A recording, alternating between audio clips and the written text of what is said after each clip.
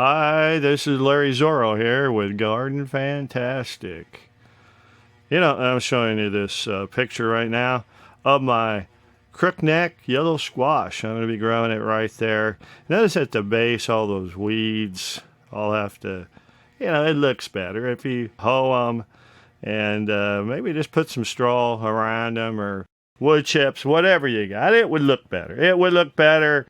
And you don't want any of your squash when it naturally flows toward the level of the ground. You don't want those squash to, get all matted up with grasses. It's wet.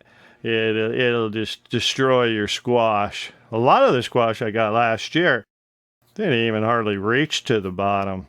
I just picked them, near the top, and they were perfect. Oh, I just love crookneck squash. And you can say, I cheat. I cheat a little bit. I don't age all my hay because I only put that chapter in the book, How to Treat Your Hay, because so many people are so worried. That's all you hear about. Oh, hay is so weedy. No, it's not if you use it the right time of the year. And if you use it in bales, they'll naturally decompose right in the bale itself. That you might get a sprig or two of grasses growing out, of the hay, but that's very few. And if you do get it, I have the solution, and it's a little weeder. I'll show you a picture of the weeder. Yeah, mine don't have a handle on it. But just stick it in there and pull it out, and you'll get a long sprig of grass, which I show here. Look how long. Boy, that must have really went in there. And, the soil is so rich. It's easy to pull out. Well, I got to show you this picture. I show you another picture of my alfalfa. I don't know. I haven't used it that much in juice yet, but I am. You juice it in your Ninja juicer. You strain out the fiber, and you drink the nectar. Of course, you add water to it, and you drink it strong. I've done that before. It makes you nauseous. You drink too much of a good thing. It made me nauseous. Took hours. I didn't even feel like eating. It's probably so nutritious. And that's why they feed it to Arabian horses. Rich alfalfa. It's really got a lot of nutrients. It's good for people, just you can't digest the fiber. So drink the juice.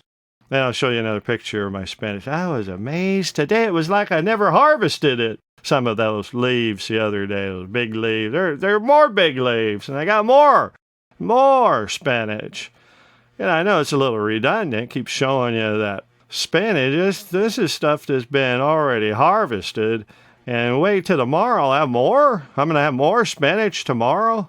That is garden fantastic, I guess. Here, I'll show it to you on my plate. Oh, yeah.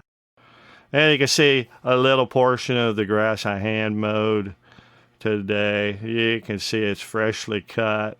Like I said, I cheat on my pillars. I don't age it. It's just for those people who are so finicky about, well, if you lay it on the ground, you probably will. But if you put them in pillars, it's kind of like a compost pile. You're growing in a compost pile, but as in all compost piles, if the grass is too green, like all this stuff in the field, I don't know if you can see it, it's brown, it's aged, it's old. A lot of the seeds fell off. And it'll be like growing in a compost pile, because next year that hay will have decomposed some, and it is the best rich mulch you ever seen. And you can use branches. If you come across a tree as you're hand mowing your field, I cut them. I'm going to use it in my chipper. And this right here, this is my Indian way of doing pillars. I wanted to see if I was back in, the 1800s or so, that if I could grow something. And anyway, like a teepee. It's almost like a teepee. But you got to have room for your growing receptacle, to make that mold, the growing mold where you put the soil. You got to have room for that. And that's explained in the book, what to use, the best thing to use. And I tried a milk jug one time. It's the right size. Big milk jug, and it's stuck in there. And it's the worst thing to use for, forming the growing receptacle. And it's in my book. Hay Gardens Without Bales, the pillar method, the brand new futuristic pillar method of growing. You're growing upward, skyward. And you can cheat like I do. You don't always have to use your aged hay. It takes a little while to age it. But if it's green, like I said before, if it's green, I think I said that. If it's green, you got to age it. You don't want to use green. It'll be a cooking pillar, which is like a bell, but it's made out of wire. But anyway, it'll cook your plants. You don't want that. Unless you live in Alaska or someplace super cold, then you might want to use some more green to heat it up. Heat up your bales. Or in this case, pillars. Wire pillars. Pillar gardening method. Anyway, you can see on one end I'm going to be planting the watermelon, the melons, and the squash. And I'm ready to put the squash seeds in. And I just can't wait to do it. But, right now, I'm going to be eating some of my brother's avocados with my tacos. And I had some yesterday. Oh, he slaves. He's a slave worker that owns avocado fields, and he works at it. He slaves at it. But thank God, I wouldn't be getting avocados if he didn't slave at it. And just thank you, brother. Thank you, brother, for that shipment of avocados. Oh, they're good. They're so good. But, if you're going to be a rancher and have orchards and stuff like that, lemons and stuff like that, it takes work. And you should appreciate by buying fresh stuff from these farmers. Just go knock at their door and say, I notice you grow lemons. Could I just give me a box of them? And, for $50 or $60. Yeah, small box. Well, it costs a lot of labor to do that. You'd be amazed at how many people won't buy my book because it's too expensive.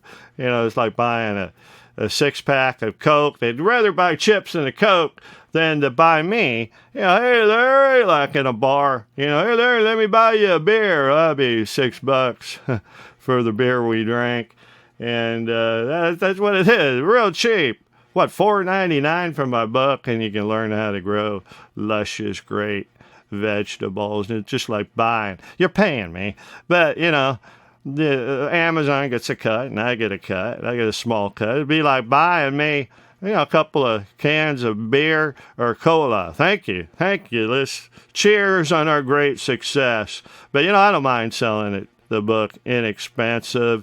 The quality of the book far exceeds the price. The quality of the gardening, the quality you get of your plants, the quality you get of growing great, fruitful things instead of wasting your time.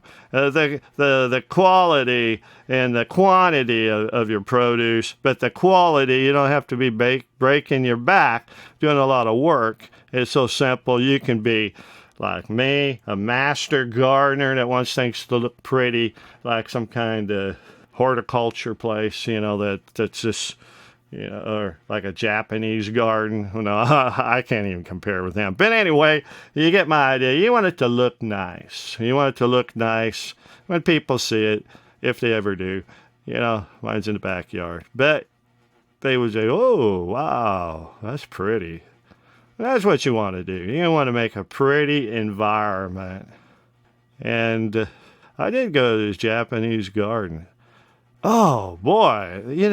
Everything I look at, I see dollar signs. The bark they put out, dollar signs, because it's expensive. The plants, dollar sign. When I went there, I enjoyed the beauty, of course, but I kept thinking, how much money does that cost to hire these laborers to do all this work? And it's hard work too, because even though my gardening methods are easy, it still takes some work. A few hours of your day, at the beginning. And then when it gets really super hot, like 100 degrees, you don't want to go out there working. You just want to go out in the early morning to water. Make sure plants have plenty of water. Well, this is Larry Zorro. You all take care. And maybe I'll show you some pictures of my trip I did. It was a state run or city run. I think it was the city of Springfield. And you do pay, but I went on a free day. But you do pay to go into these Japanese gardens.